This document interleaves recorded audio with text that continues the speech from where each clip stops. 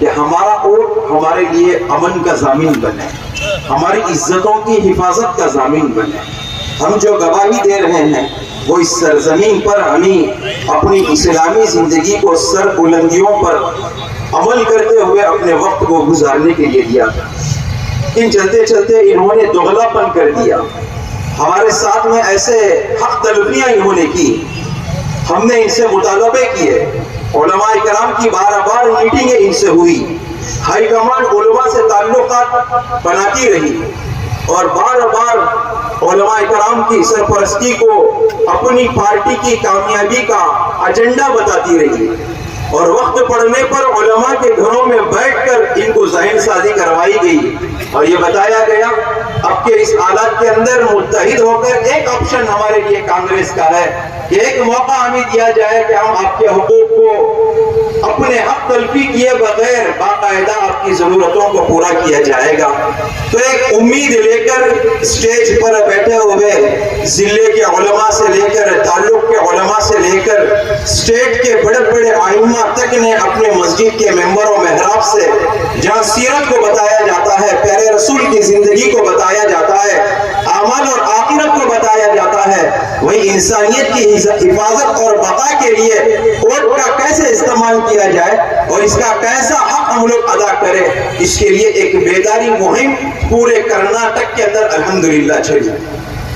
آپ نے خود اپنے علاقے کے علماء کرام کو دیکھا رات کے 12، 1، 2، 3 بجے تک کہ جہاں یہ اپنی امت کی آخرت کی فکر کرتے رہے، وہیں اس سرزمین پر ٹھنڈا سانس لیتے ہوئے اپنے اوقات کو گزارنے کے لیے انہوں نے رات کی نیندوں کو اپنے اوپر حرام کر کر ہمارے آنے والی عوام کی راحت اور سکون کے لیے انہوں نے قربان کر دیا۔ لیکن چلتے چلتے آتے آتے ہم ہی کو یہ تارے دکھانے لگے، ہم ہی کو یہ بولنے لگے، ہم ہی کو یہ بتانے لگے پہلے پکشا ہے بعد میں ویکتی ہے۔ ان لوگوں کو یہ بھی معلوم نہیں ہے پکشا جو بنتا ہے وہ ویکتی سے بنتا ہے۔ یہ لوگ بھولے ہیں، نہ معلوم کہ سیاست کے آڑ میں گندا کھیل کھیل رہے ہیں، یہ سوچ رہے ہیں کہ بھئی پکشا سے ویکتی بنتا ہے، ارے اوڑ ڈالنے پر ہی تو پکشا بنتا ہے۔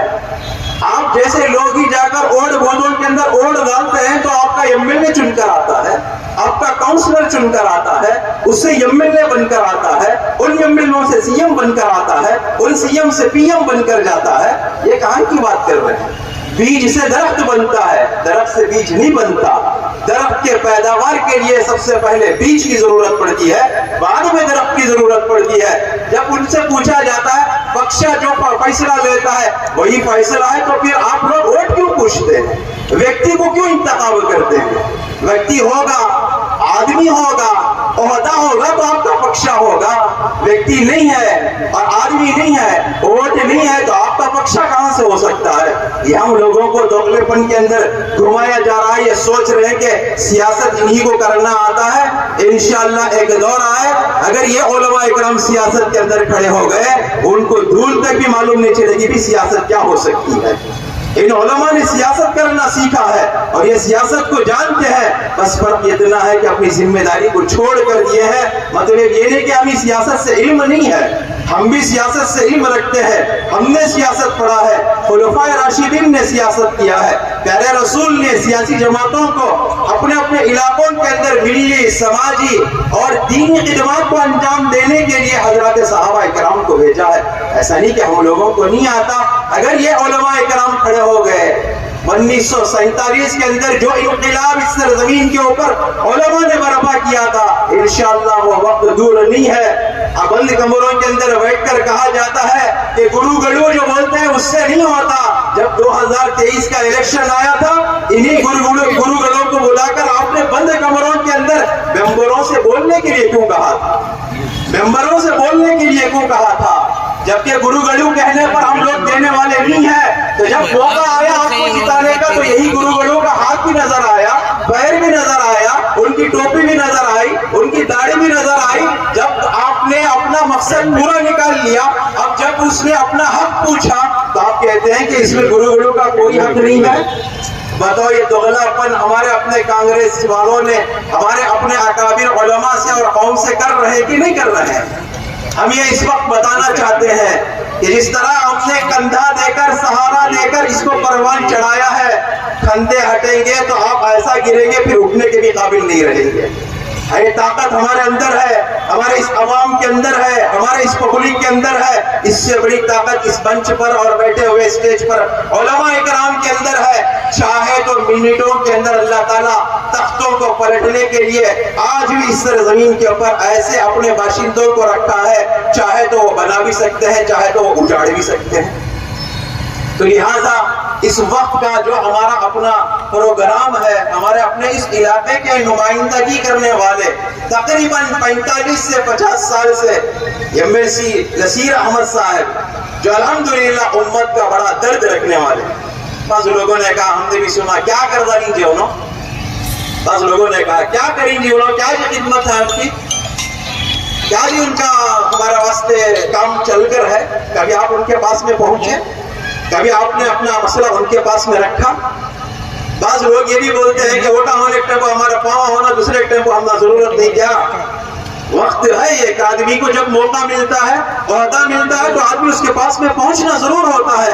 ہر بار آپ کی خدمت میں پہنچنا یہ تھوڑی ضروری ہے۔ ہمارا تقاضا اس وقت میں ان کا تقاضا آتا ہے، وہ آپ کی خدمت میں آتے ہیں۔ اب جب آپ کا تقاضا ہوتا ہے تو آپ ان کی خدمت میں پہنچنا ہے۔ بڑی خدمات ان کے ہیں، کبھی بھی ان کے گھر کے اوپر کوئی بھی آدمی پہنچے، الحمدللہ ہم نے سنا ہے کبھی کسی بات کو انہوں نے انکار نہیں کیا۔ کئی مسائل کو انہوں نے الحمدللہ ہمارے اپنے کولار ضلع کے لیے حل کیے ہیں۔ ایسا نہیں کہ ان کی خدمات نہیں رہی، یہ میری جہالت ہے کہ میں نے ان کو پہچانا نہیں۔ بڑی عالیشان خدمات ہے۔ خدمت ہونے کی بنیاد پر تو اللہ تعالیٰ نے 50 سال سے اپنی اس کا پارٹی کے اندر رکھا ہوا ہے، خدمات ہیں۔ بس ہم یہ چاہتے ہیں کہ اس وقت جو ان سے پولیٹیکلی طور پر جو ان کو سیکریٹری بنایا تھا وزیر اعلیٰ کا، ہم چاہتے ہیں کہ پھر دوبارہ ان کا عہدہ وہ ان کو بحال کر دیا جائے، ان کا عہدہ وہ ان کو بحال کر دیا جائے، پھر اسی پوسٹ پر ان کو لا لیا جائے۔ بس کہنے والے کہہ رہے ہیں کہ خالی پوسٹ ہٹایا گیا ہے۔ ہم جب 80 پر 5% ووٹ دے کر ہم نے کہا تھا کہ ہماری اس کمیونٹی کے اتنے ووٹ پڑنے کے بعد ہم چاہتے ہیں کہ اس ریاست کے لیے DCM مسلمان بنے، ڈپٹی CM مسلمان بنے۔ آپ نے ڈپٹی CM نہیں بنایا، ہمارے کان میں پھول رکھنے کے لیے آپ نے پولیٹیکل سیکریٹری بنایا، ہم نے اس کو بھی قبول کر لیا۔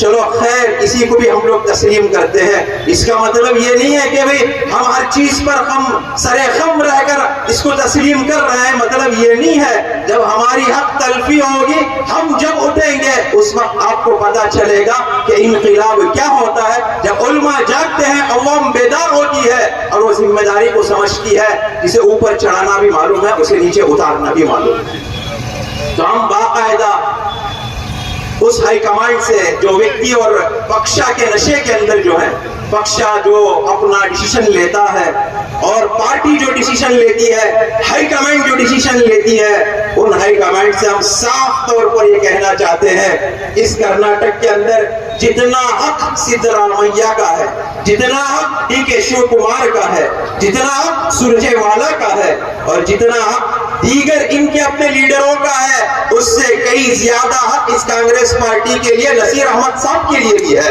BZ ضمیر احمد صاحب کے لیے بھی ہے، اور اس کے علاوہ دیگر جو سیاسی ہمارے عبد الجبار صاحب ہے، ان کا حق بھی اتنا ہی اس کانگریس پارٹی کے اندر ہے۔ ایسا نہ سمجھے کہ سدرامیا وزیر اعلیٰ اس کا ہی مقام ہے، اس کو بھی وہاں تک پہنچانے کے لیے انہی مسلمان نمائندہ سیاسی قائدین نے یہ کام کیا ہے، اس کے بل بوتے پر آپ وہاں پر بیٹھے ہوئے ہیں۔ اب الحمدللہ یہ ہمارا ابھی نمبرات ہیں، یہ ہمارا ابھی نمبرز ہیں، یہ ابھی ہم نے ٹرائل شروع کیا ہے۔ اگر آپ نے ان کے اپنے عہدوں کو بحال نہیں کیا تو ہو سکتا ہے کہ یہاں سے اٹھ کر انشاءاللہ بنگلور تک پہنچے گا، ویدھان سودا تک پہنچے گا، وہاں جا کر ہم اپنی آواز کو بلند کریں گے، اپنے حق کو مانگنے والے بنیں گے، کریں گے انشاءاللہ سارے احباب۔ اپنے قائدین کی حفاظت اور بقا اور تحفظ کے لیے جہاں تک ہو سکے ہم اپنی اس پارٹی کے جو ہمارے خلاف انہوں نے آواز اپنے فیصلے بدلے ہوئے ہیں، ان کو بحال کرنے کے لیے، اس حق کو اپنے تک پہنچانے کے لیے انشاءاللہ ہم اس کے لیے قدم بہ قدم جڑیں گے۔ ان علماء کرام کی سرپرستی کے اندر، ان علماء کرام کی رہبری کے اندر، ان علماء کرام کی رہنمائی کے اندر ہم لوگ کام کریں گے انشاءاللہ۔ ہمارا حق ہم سب کو 100% 100% مل کر